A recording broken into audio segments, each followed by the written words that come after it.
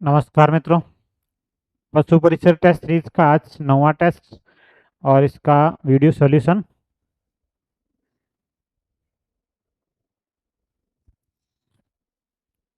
पहला प्रश्न,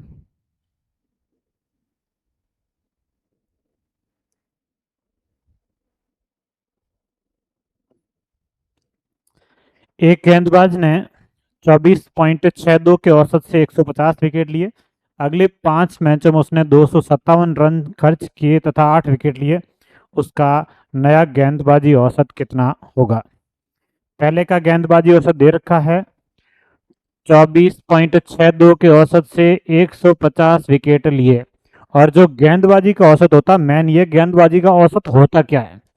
तो गेंदबाजी का औसत होता है रन प्रति विकेट। कितने रन दिए और कितने विकेट लिए। रन बनाए नहीं, दिए। कितने रन दिए और कितने विकेट लिए। रन में यदि विकेटों की संख्या का भाग दें तो ये औसत आता गेंदबाजी का। अब आपको 150 विकेट औसत दे रखा, तो आप टोटल रन ज्ञात कर सकते हैं कि अब तक उसके द्वारा दिए गए टोटल रन कितने हैं। तो 24.62 का गुणा करेंगे 150 से, ये इसके द्वारा दिए गए टोटल रन। अब और उसने कितने रन खर्च किए हैं? 257 रन और खर्च किए। अब इसका नया औसत क्या होगा? तो नए औसत के लिए आप इसमें और विकेट कितने लिए? इसने 8 विकेट और लिए। 150 विकेट पहले, टोटल 158 विकेट है।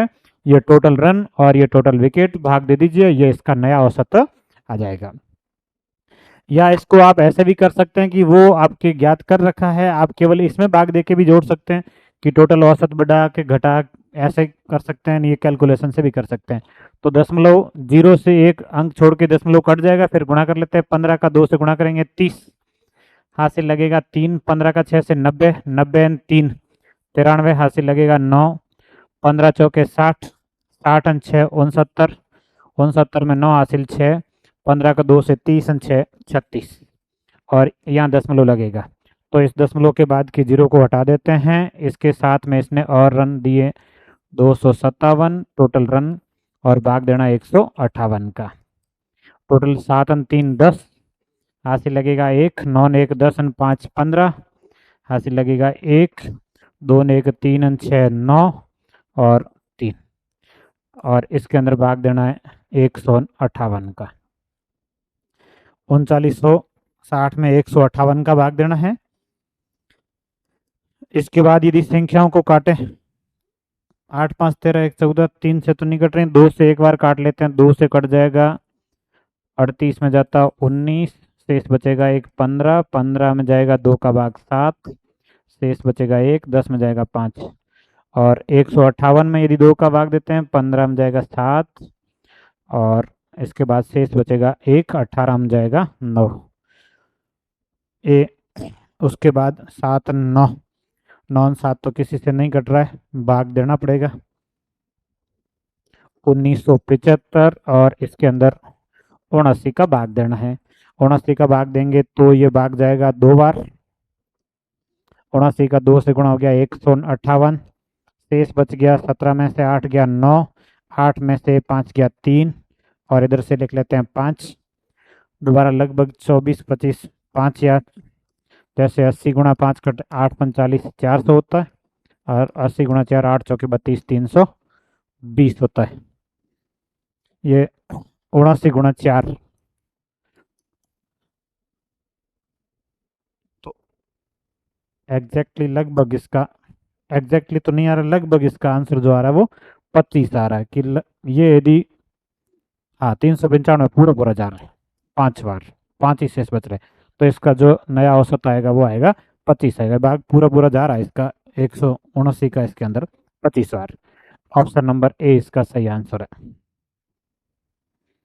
एक समूह में 5 लड़के तथा एक लड़की औसत रूप से 250 रुपये खर्च करते हैं। मतलब 6 जनों का औसत 250 है। 250 औसत है 6 जनों का। ये टोटल खर्च आ जाएगा 25 छक्के 150, और 1 0 1500 रुपये खर्च किए। यदि लड़की ने 600 रुपये अकेले खर्च किए तो लड़कों का औसत, लड़की के 600 इसमें काट दो, शेष बचे लड़कों का 900। 900 में 5 लड़के, 90 में 5 का भाग 18, 0 180। लड़कों का औसत खर्च कितना आ जाएगा? 180 आ जाए। टोटल 1500 है, उसमें से 600 लड़की के, शेष 900 लड़कों के, लड़के 5 है, 5 का भाग दे दिया 180। 15 संख्याओं का औसत 42 है, प्रथम 8 संख्याओं का औसत 40 है, अंतिम 4 संख्याओं का औसत क्या होगा? 15 संख्याओं का औसत 42 है, आप 42 गुणा 15 कर लीजिए, 15 गुणा 2 30, 15 चौके 60, 3 63, 630, उसमें से 8 का 40, 8 चौके 32, 320 ये हो गया, शेष बच गया 310। 7 संख्याओं का औसत है, 7 का भाग दे दो 310 में, 310 में 7 का भाग देना है, 7 चौके 28, शेष बच जाएंगे 3 0, 7 चौके 28, शेष बचाएंगे 2/7। 44 सही 2/7, ऑप्शन नंबर बी इसका राइट आंसर। 6 व्यक्तियों में से 5 व्यक्ति प्रत्येक ने खाने पर 40 रुपए खर्च करते हैं, छठा व्यक्ति औसत की अपेक्षा 75 रुपए अधिक खर्च करता है, सभी व्यक्तियों द्वारा खर्च किए गए कुल धन ज्ञात कीजिए। 6 में से 5 व्यक्ति प्रत्येक खाने पर 40 गुणा 5, 4 5 20, 200 रुपए तो ये खर्च करते हैं 5 जने। और छठा व्यक्ति औसत, अब औसत मान लीजिए, टोटल 6 का औसत x मान लीजिए, और छठा जो औसत से 75 अधिक खर्च करता मतलब x प्लस 75, तो टोटल जो है वो 5 जनों का खर्च 200, छठे जने का x प्लस 75 बराबर टोटल 6 जनों का खर्च मतलब 6x, 6 लोग औसत x, कुल खर्च हो जाएगा 6x।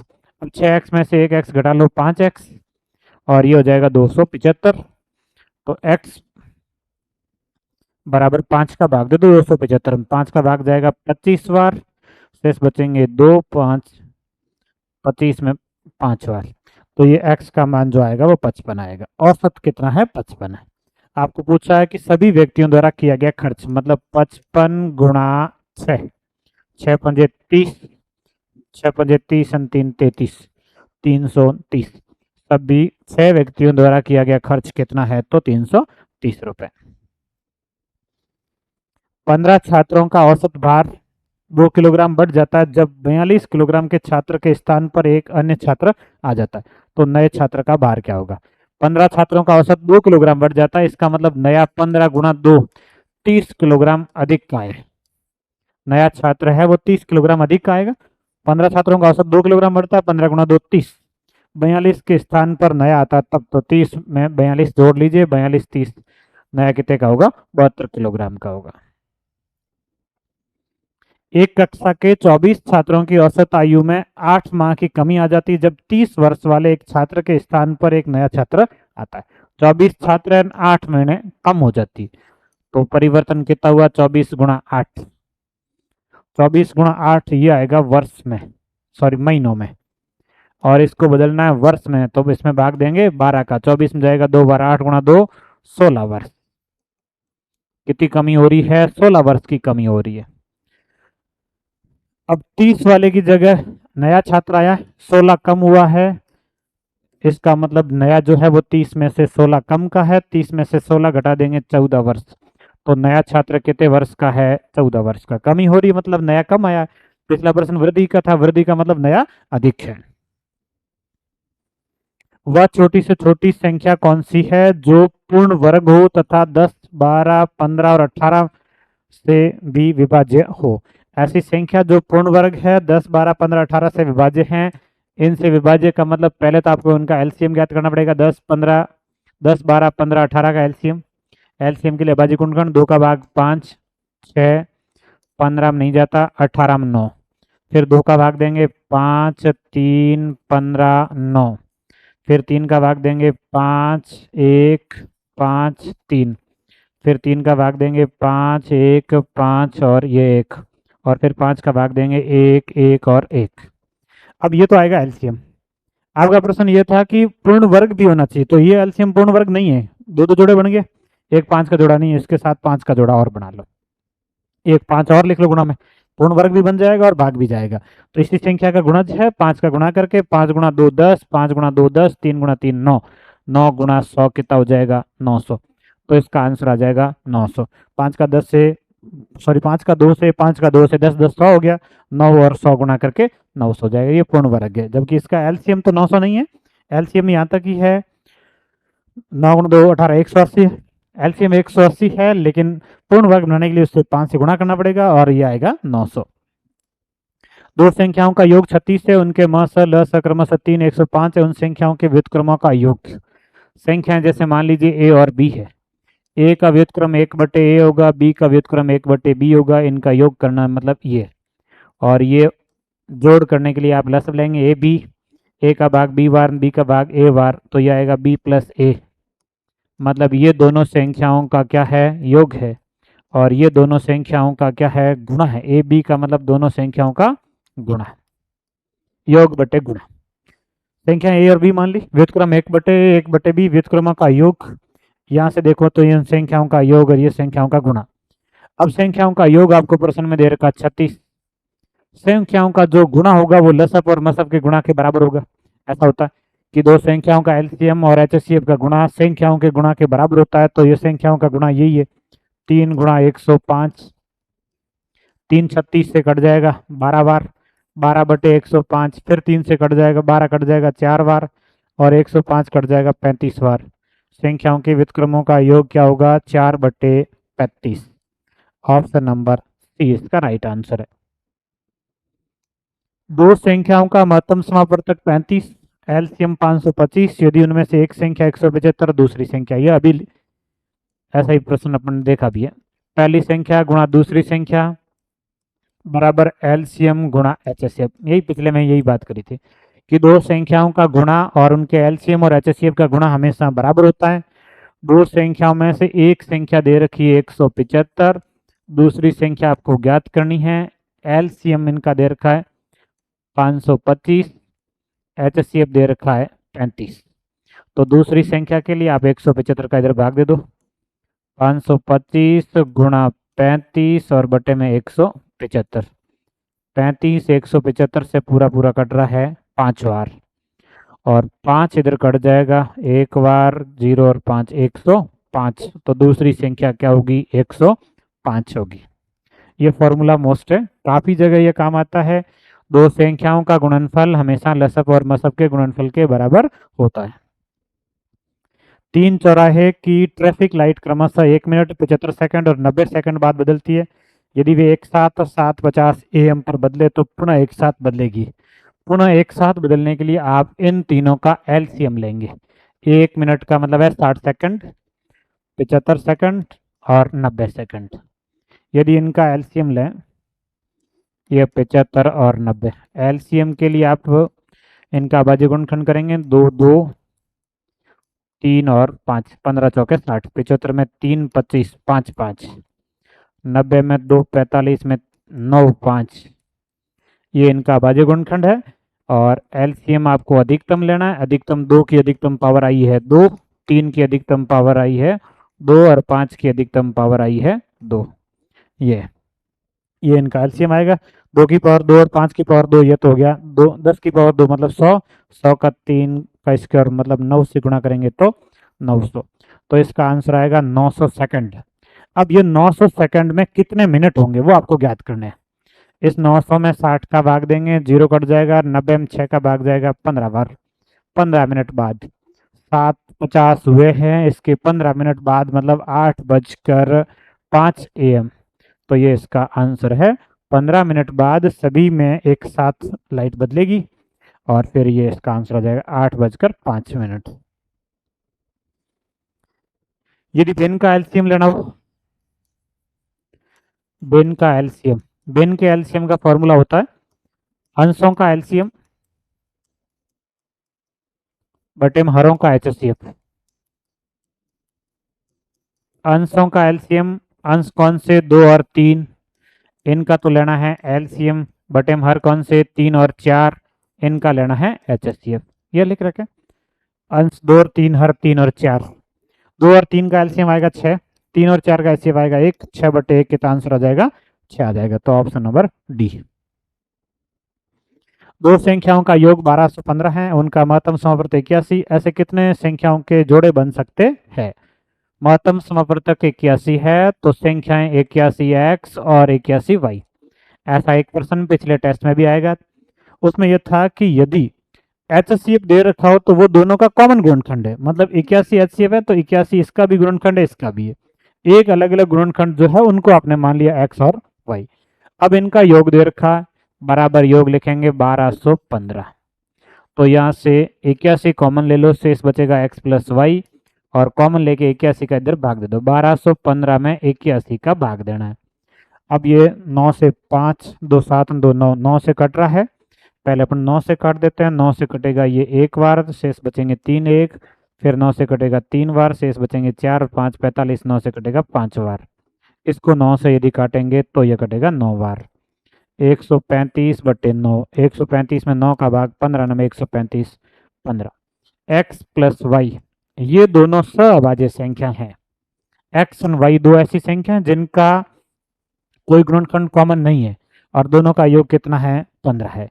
अब ऐसी संख्याएं बताइए जिनका योग 15 हो, तो 1 + 14 15 होगा, सअभाज्य होनी चाहिए। 2 और 13 15 होंगे, सॉरी 13। 1 14, 2 13, 3 12 नहीं कर सकते। 12 और 3 15 तो होते हैं, लेकिन सअभाज्य नहीं, क्योंकि 3 और 12 में 3 कॉमन आ रहा है। प्रश्न के अनुसार यहाँ एक्स वाई सअभाज्य कॉमन नहीं है, क्योंकि कॉमन जो था वो लिख लिया पहले 81। अब इसके बाद 3 नहीं कर सकते, फिर 4 11 कर सकते हैं, 4 + 11। उसके बाद 5 10 नहीं कर सकते, क्योंकि 5 और 10 में 5 कॉमन आएगा, सअभाज्य नहीं है। इसके बाद में 9 और 6 नहीं कर सकते हैं, कि इसमें भी 3 कॉमन आएगा। उसके बाद 8 और 7, 8 और 7 कितने होते हैं? 15 होते हैं। 8 + 7 15, ये इतने ही योग बनेंगे। इसके बाद 8 के बाद वापस यदि संख्या बढ़ाएंगे तो ये आ जाएंगे। तो इस प्रकार से अभाज्य संख्याओं के इसके कितने योग बन सकते हैं? 4 बन सकते हैं। तो ऐसी संख्याओं के 4 जोड़े बनेंगे। एक संख्या में 30% की कमी हुई, फिर 30% की वृद्धि हुई, फिर उसके बाद 10% की कमी हुई। संख्या में कितने प्रतिशत सुधी कमी निकटतम पूर्णांक में हुई? कि संख्या मान लीजिए 100, 30% कमी होगी, मतलब हो गया 70/100। फिर 30 की वृद्धि हुई, 130/100। फिर 10% की कमी हुई, और 10% की कमी को आप लिखेंगे 90/100। ये इसका आंसर है। वृद्धि कमी टोटल ओवरऑल कितना हो रहा है? 100 से कम या ज़्यादा? ये 100 कट जाएगा, ये 100 कट जाएगा, ये कट जाएगा, एक बचेगा बटे में 10। ये गुणा कर लेते हैं, 13 7 91 गुणा 9, 9 एकम 9, 9 9 81 बटे में 10, तो ये 18.9।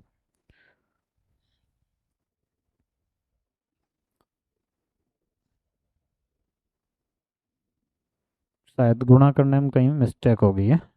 9 एकम 9 और 9 9 81, 18 नहीं 81, और इसमें 10 का भाग देना, तो 81.9 बची है। 100 थी, 81.9 होने का मतलब कितनी कमी? 81 मतलब 0.9 को मतलब 82 लिख सकते हैं। 82 का मतलब कितनी कमी हुई? 18% की क्या हो रही है? कमी हो रही है। तो इसका आंसर आएगा 18%।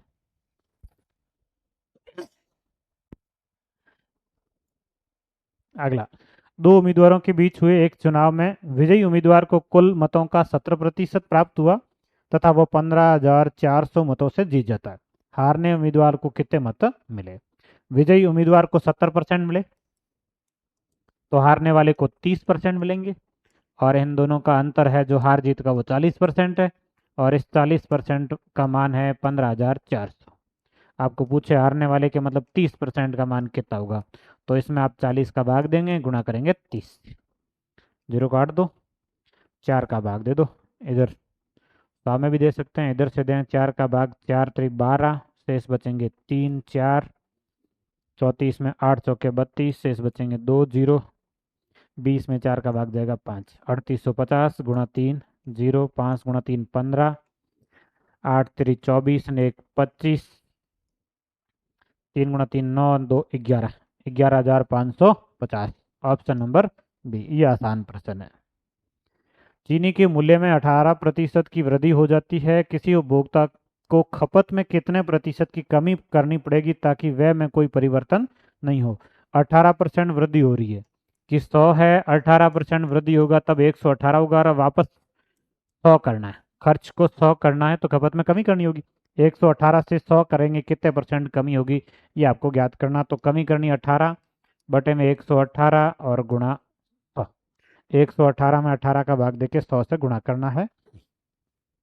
तो ये हो जाएगा 1800, 118 का भाग देंगे, एक बार जाएगा 118, शेष बचेंगे 80 में से 20 घटाएं 60, 62, ये 0, ये भाग जाएगा लगभग 118 का, 18 पंजे 90, 590 आएगा, 5 बार जाएगा, ये 590, शेष बच गया 90, 20, 10 20, 30, दशमलव लगेगा 0, 300 में भाग जाएगा 2 बार, ये आ जाएगा 236, 15.2।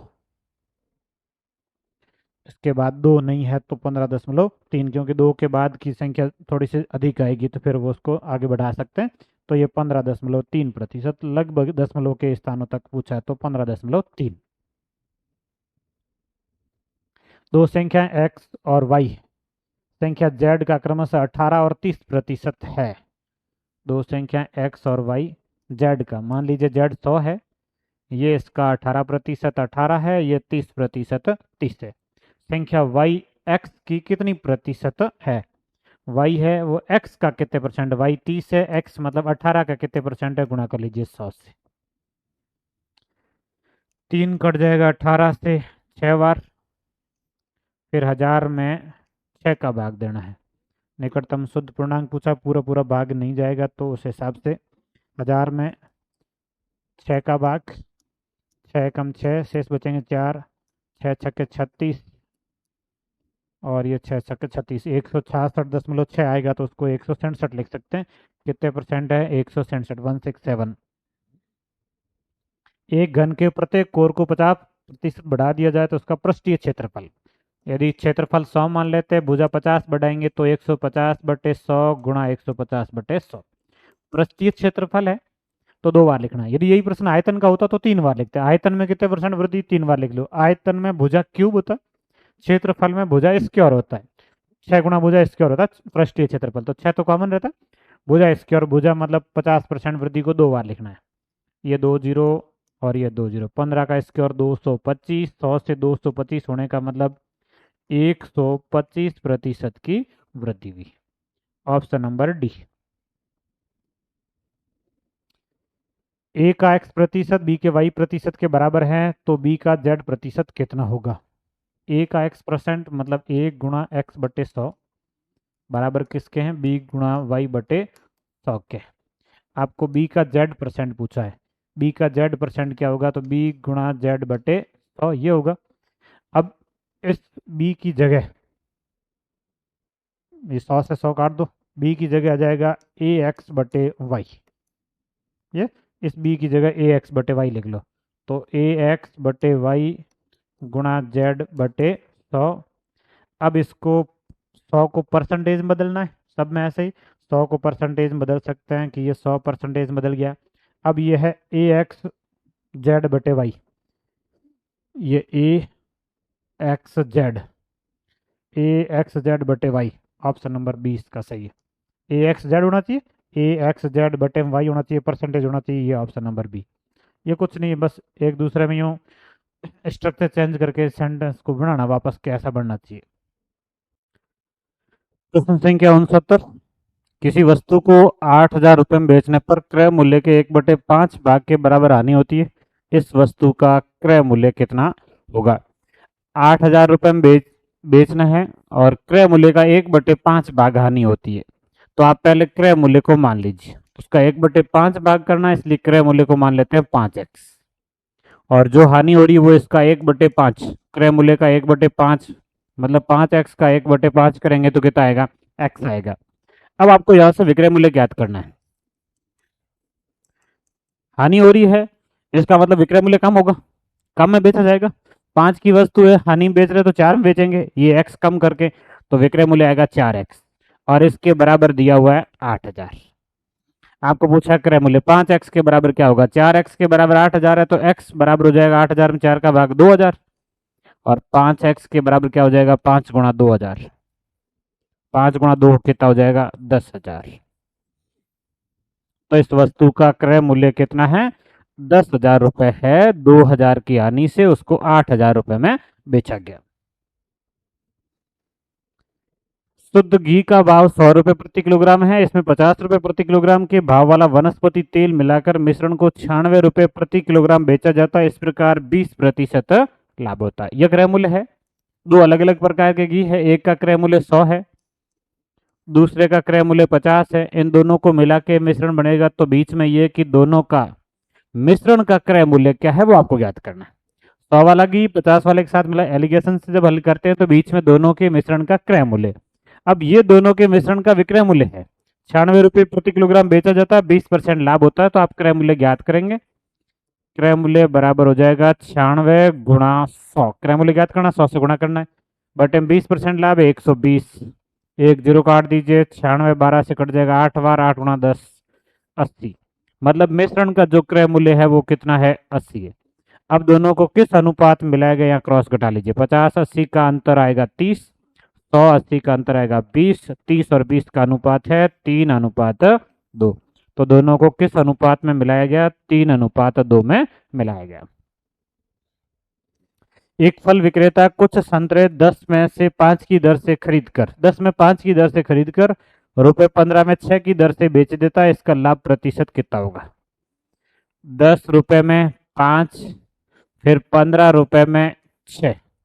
इसके दो तरीके रहते हैं, एक तो क्रॉस गुणा करके कर सकते हैं, एक आप इसको एक एक नियम से भी कर सकते हैं। एक एक नियम से यदि हल करें, क्रॉस गुणा का आसान रहता है। एक एक नियम यह कि 10 रुपए में 5, मतलब 5 वस्तुओं का जो मूल्य है वो 10 रुपए है। एक वस्तु का जो मूल्य होगा वो 10/5 मतलब 2 रुपए होगा। फिर उनको बेचता कैसे, 15 रुपए में 6, मतलब 6 वस्तुओं का जो है मूल्य वो है 15। एक वस्तु का कितना होगा, तो 15 में 6 का भाग देंगे। अब 15 में 6 का भाग देंगे, 6 2 12, 3 बचेंगे, मतलब 2.5 बार जाएगा, 2.5। एक वस्तु 2 रुपए की और 2.5 रुपए में बेच रहे हैं, मतलब 0.5 रुपए का लाभ हो रहा है। बटे में क्रय मूल्य 2 गुणा 100। ये पॉइंट इस 0 से कट जाएगा, 2 10 से कट जाएगा 5 बार, 5 गुणा 5 कितना आ जाएगा, 25। तो इसका आंसर आएगा 25% लाभ। इसको यदि क्रॉस गुणा से करते तो ये क्रय मूल्य होता 10 गुणा 6 60 क्रय मूल्य, ये 15 गुणा 5 ये विक्रय मूल्य। 60 की वस्तु 75 में बेच रहे हैं, 15 का लाभ हो रहा है, बटे क्रय मूल्य 60 गुणा 100, और 15 चौके 60, 4 बार कटेगा, 100 में 4 का भाग 25 बार। तो यहाँ से भी कितना आएगा, 25% आएगा। तो दोनों एक जैसे ही है। ये आसान सा सीधा तरीका, ये एक एक नियम से है। 144 पेन बेचने पर मोनिका को 6 पेनों के विक्रय मूल्य के बराबर हानि होती है। हानि प्रतिशत कितनी। 144 पेन बेच रहे हैं और 6 पेनों के विक्रय मूल्य के बराबर हानि हो रही है। 6 पेन के विक्रय मूल्य के बराबर हानि हो रही है, आपको हानि प्रतिशत ज्ञात करना है। टोटल पेन है 144, 144 का हानि का सूत्र होता है क्रय मूल्य माइनस विक्रय मूल्य, क्योंकि हानि की स्थिति में क्रय मूल्य अधिक होता है। क्रय मूल्य माइनस विक्रय मूल्य, और जो क्रय मूल्य है वो 144 पेन का, 144 पेन के क्रय मूल्य में से 144 पेन का विक्रय मूल्य यदि घटाते हैं तो डिफरेंस जो आता है वो हानि है, और वो हानि कितनी है, 6 विक्रय मूल्य के बराबर। ये हानि है 6 का विक्रय मूल्य। अब ये 144 का माइनस उधर जाएगा तो प्लस हो जाएगा, 144 में 6 जुड़ जाएंगे, 150 का विक्रय मूल्य जो है वो 144 के क्रय मूल्य के बराबर है। यहाँ से आप क्रय मूल्य और विक्रय मूल्य का अनुपात ले सकते हैं। ये विक्रय मूल्य होगा, ये क्रय मूल्य होगा। क्रय मूल्य 150, विक्रय मूल्य 144। 150 की वस्तु 144 में बेच रहे हैं, मतलब हानि हो रही है, कितने की हो रही है, 6 की, बटे क्रय मूल्य कितना 150 गुणा किससे करेंगे, 100 से। ये 0 कट जाएगा और 60 में 15 का भाग जाएगा 4 बार। तो इसमें 4% की क्या हो रही है, हानि हो रही। ऑप्शन नंबर डी इसका सही आंसर है। अगला 20%, 25% तथा 10% के 3 क्रमिक बट्टों के समतुल्य एकमात्र बट्टा क्या होगा।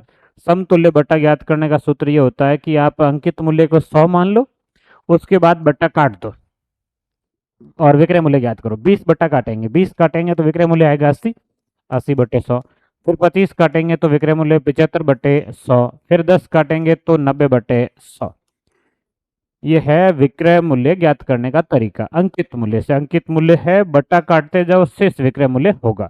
3 बट्टा काट दिए गए, शेष 20 काटेंगे 80, 25 काटेंगे 75, 90 काटेंगे 100। इसके बाद ये 2 जीरो कट गए, 2 ये कट गए, 75 ये काट दीजिए, 3 और ये 4, 4 8 से कट जाएगा 2 बार, 3 गुणा 2 6 गुणा 9 54, 54 बचा। 100 था 54 बच रहा है, इसका मतलब कितना कट गया, 46% बट्टा काटा गया। 100 से 54 बेच रहे, ये विक्रय मूल्य आएगा, बट्टा काटने के बाद विक्रय मूल्य। 100 की वस्तु 54 बेच रहे, मतलब 46% उसमें छूट दी गई।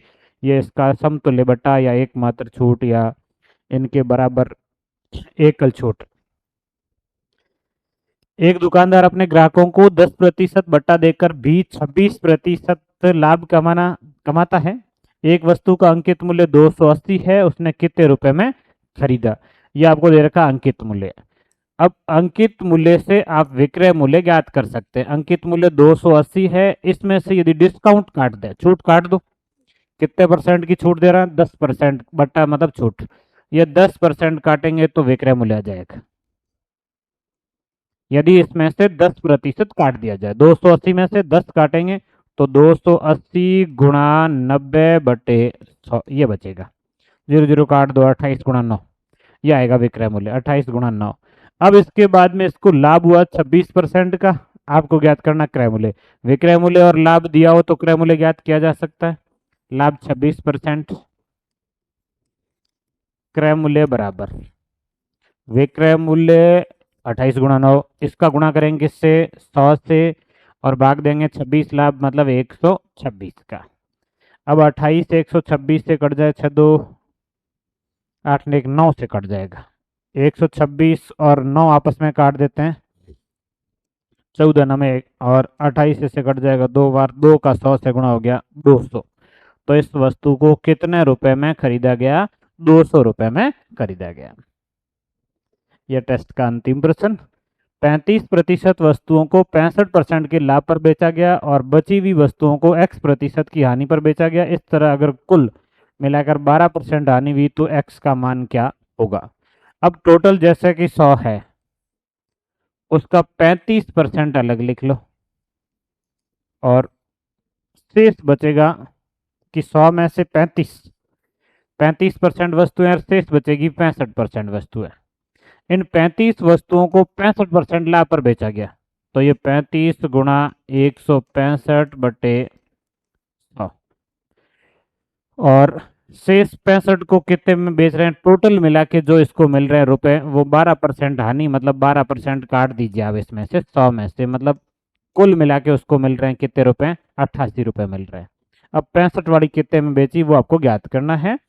35 वस्तुएं हैं, उनको 65% लाभ से बेचेंगे तो ये 100 से गुणा करें, 5 से काट देते हैं, 5 से कट जाएगा ये 7 बार, ये 5 से कट जाएगा 20 बार, फिर 5 से और काट देते हैं इसको, ये से 5 से कटेगा तो 5 3 15, एक बचेगा, और 5 3 15 33 बार, ये 5 से कट जाएगा 4 बार, 7 3 21, 21 2 23, 231, इसमें भाग देना है 4 का, 4 का 5 बार, 4 5 20, 3 1, 7 चौके 28, शेष बचेगा 3 0,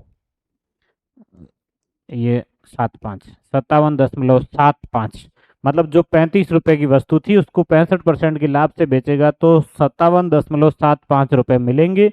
ओवरऑल उसको 88 रुपये मिले, बाकी के जो मिलेंगे वो 65 से मिलेंगे। कितने मिलेंगे तो 88 में से घटा लीजिए, 88 में से आप 57.75 घटा रहे हैं, तो इधर 0 0 लिख के 100 में से 75 घटाएंगे तो 25, 8 में से 1 चला गया, 7 में से 7 गया 0, और 5 में से 8 में से 5 गया 3, तो शेष बचे 30.25, वो इससे मिले। 65 वाले से 30.25 मिल रहे हैं, तो कितने परसेंट इसको हानि पर बेचा गया है, तो आप हानि ज्ञात करेंगे। 65 में से 30.25 घटा के वो क्रय मूल्य, ये विक्रय मूल्य है, ये शेष बचेगा 35.25 बटे में इसका क्रय मूल्य 65 और गुणा 100। अब इसको पॉइंट को काट देते हैं, इससे कट जाएगा 100 से, 35 25 है, इसमें 65 का भाग देना है, 5 का भाग दे देते हैं, 35 में जाएगा 7 बार, 0 और 25 में जाएगा 5 बार, इसमें जाएगा 13 बार, 705 में 13 का भाग देना है। 13 का भाग 5 बार 65 से बचेंगे 5 जीरो। 13 का भाग जाएगा 3 बार 13 तिया 39, 53 कुछ आ रहा है। 53 अंतिम ऑप्शन 52 है, तो 53.5 यही ऑप्शन होगा। ऑप्शन नंबर इसका सी आंसर है। लगभग आंसर लिखा होगा, एग्जैक्टली नहीं लिखा होगा, क्योंकि कैलकुलेशन में हो सकता है कहीं पॉइंट हम छोटी मोटी मिस्टेक कहीं रह भी जाती है। तो इसका आंसर आएगा 53.5। ये आपके टोटल इसके प्रश्न हो गए हैं। 9वां टेस्ट आपका कंप्लीट हो चुका है।